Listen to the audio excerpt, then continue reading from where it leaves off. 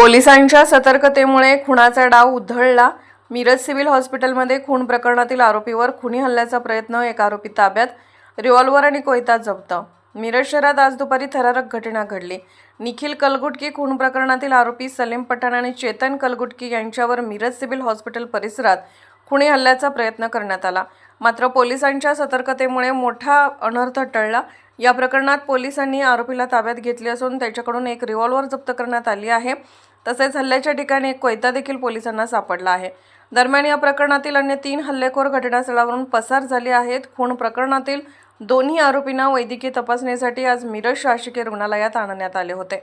त्यावेळी एक संशयित त्यांच्या जवळ येण्याचा प्रयत्न करत असताना हेड कॉन्स्टेबल राजेश गवळी आणि PSI दत्तात्रय पुजारी यांनी त्यांच्यावर संशय घेत तात्काळ कारवाई केली। त्यांनी तत्परतेने त्या संशयिताला पकडताच त्याच्या जवळ रिव्हॉल्वर असल्याचे उघड झाले। त्याचवेळी इतर 3 साथीदारांनी घटनास्थळावरून पलायन केले।